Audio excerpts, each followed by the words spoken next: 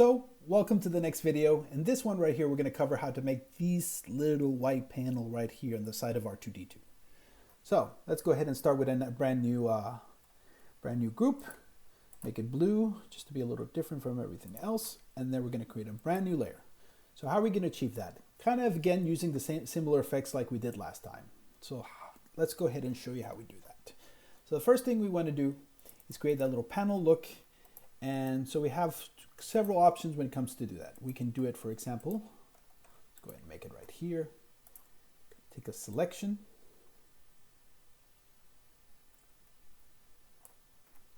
And then if you go ahead and click that color, let's say you want that sort of darkish gray. There you go. Take that, and then you go in that layer, and then you hit Edit, Stroke, and then you're going to choose a stroke that's going to be facing inwards. So let's say 3 pixels to start out with that. See how that looks. Very nice. Let's say it's an enlarged version of it, but you kind of get the idea this time when it comes to this one. And let's say we want to do the inner one as well, just like in the droid. We're going to go to Select, Transform Selection. Take and drag the top one here, and transform selection, basically it takes your selection and you put a transform on it to do it like a different, more inner shape. So we're gonna a little bit up higher to the surface. It's gonna be a little bit more closer to the inside like this. Yeah. And then good, nice, good shape that I like. And then I go to, excuse me, select and modify and then smooth. Just take the radius to the 1, and what does this do? It gives me rounded corners, but not enough, so Control Z. So I'm going to go again, select, modify, smooth, and let's go ahead and make that to 7 to see how much that does. Boom, you see a little bit closer to how that panel is, and then what I'm going to do now is going to do Edit, Stroke, inside again, same color, boom. And then as you can see, we have the basis for the panel. So the next thing we want to do is when we want to give it the appearance of height. So in this occasion, when I chose the base color for R2D2, as you can see, when I go in, I use the eyedrop tool. I'm using complete white. So let's go ahead and change that to slightly less white so you can see the effect of what I want to do. So I'm going to go to the base layer, drop that, so there's a little bit of a subtlety difference in the surface texture, so I can paint some light. And then I'm going to go back to this layer, call this the outline. And then I am going to be drawing under this, so I'm going to create a new layer, switch it, call it highlight, boom. I'm going to go and click and get complete white, paint bucket it, mask, Control I to invert it. Then I'm going to click on the outline above so I can start drawing on it, but instead of inside, I want to draw on the outside. So what do I do with there? So I will go select, inverse. And this one you could probably just go 100% because it's not much of a difference in size. Pick a good size, but I could be mistaken and then have to undo this. Say 4, and then I just drag it right along the surface like this. A tiny bit more to imply a little bit of more light. And again, I'm going to do this for the bottom right here. Take it along the bottom. Again, if I had a Wacom, this would be easier, but this is like drawing with a potato, so I will do it like this. Hold Shift. And I always like to do that effect where the light kind of creeps a little bit upward, so I put it a little bit up like this. And I take the smudge tool, reduce it massively in size, and then hold Shift, and then subtly just drag that up.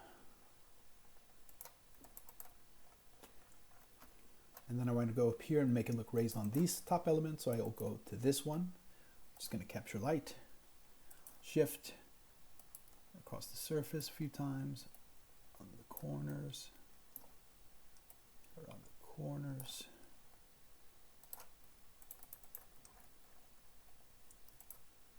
And again, same effect, smudge that, smudge that. Okay, now Now we want to do it towards the top surface, which is going to be up here.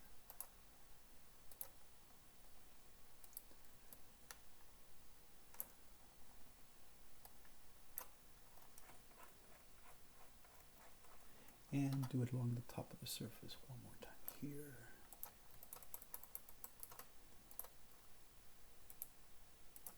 So then as I deselect, it's more subtle, but if you want to see kind of looks, if I take the color and darken it a bit,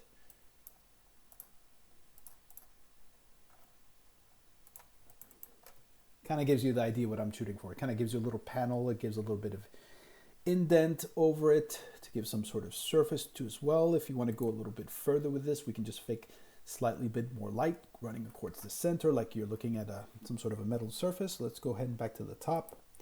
And right under the outline, or you go ahead and create a new layer. And you know what? You could probably again use the same white all over again. Tick. Fill in the layer, mask, Control I. And the reason I like to use a lot of layers is because if I mess up one part, I don't want to lose other work from before. So I like to keep it in a way where I can control all of it. Because the advantage to all this is that when I create everything with a mask, all these colors that I've created here, if I want to go and change all the color values, I can easily take this and shift it to a green and make it look like a green R2 droid, make it look like a blue one, like a red one, doesn't matter. That's the reason why I like to use masks. But let's go ahead and do this highlight. In this case, we're going to go ahead and do the highlight up there, or the outline. And we're going to go ahead and hold shift and take the rest of this so we can do along the whole surface. Because of the outline, no. Sorry, not shift, alt. And then if I do select inverse, paintbrush, let's keep it at hardness 0, and then the size, too big. Start out with that, and then take the opacity to 20%, very subtle. Go from top to bottom and paint.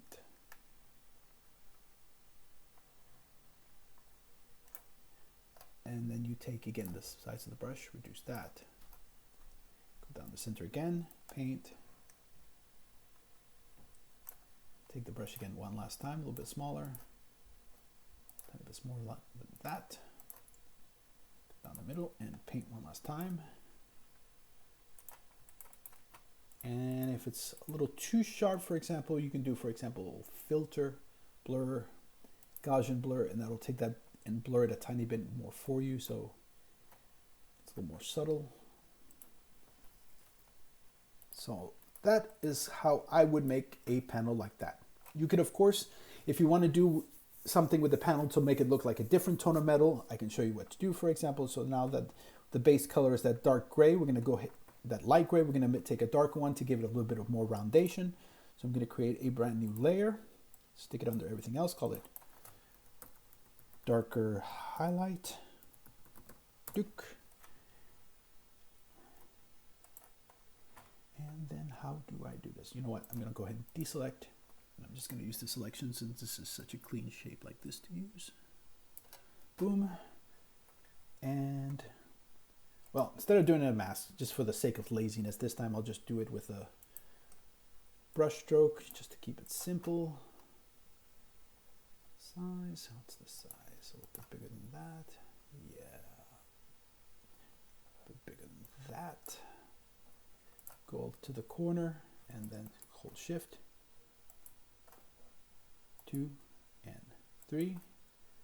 1, 2, and 3.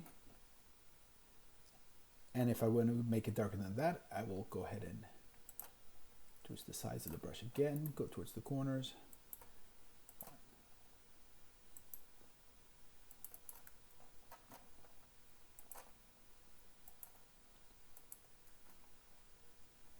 When I zoom out, as you can see, it starts to look more metallic. So to actually get different effects, you're going to have to play around with the gradient and such and how you do the lighting. But then like this is another way where you can sort of, go ahead and deselect to show you, paint a panel that looks sort of 2D-ish or 3D-ish on the surface and kind of give it that painted over that 2D look and such. So that's going to conclude this one. And then the next one, we're going to go ahead and create another piece of equipment, another part of the panels.